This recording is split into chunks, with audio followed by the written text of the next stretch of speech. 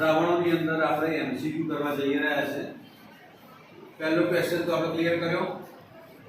કયા જુદી જુદી સાંદ્રતા ધરાવતા દ્રાવણો વચ્ચે દ્રાવક અને દ્રાવણ વચ્ચે અર્ધ પારગમ્ય પડદો કઈ તરફ લગાવવો પડે?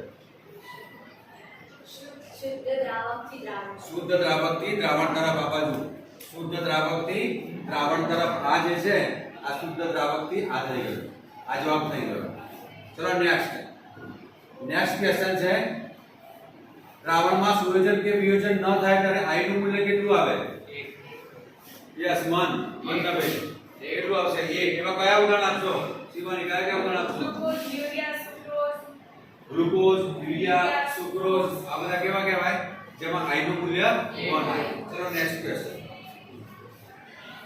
આપણો સારો છે ક્વેશ્ચન નંબર 4 પોઈન્ટ 1 અમે તમને વારંવાર કરાયા છે, તમારે વિચારીને જવાબ આપવાનો છે,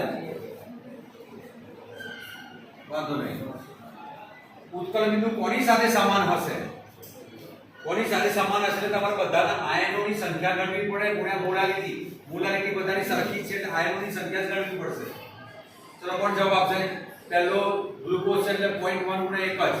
KCl માં કેટલા આયનો ઉત્પન્ન થાય? 2 A+1 Cl -1। પછી બીજા જે બે વાળા આયનો હોય ને એ ગણી લો, તો જવાબ આપશે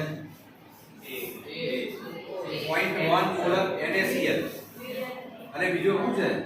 યુરિયાના ઉત્કલ બિંદુ કોની સાથે સમાન હશે? કે જેની અંદર સરખું આવશે, કોણ આવશે? યુરિયા અને ગ્લુકોઝ બંને સરખા છે। યુરિયામાં પણ I નું મૂલ્ય કેવું થાય? 1 અને ગ્લુકોઝ નું પણ 1। ચલો નેક્સ્ટ ક્વેશ્ચન નેક્સ્ટ લઈએ છીએ આપણે।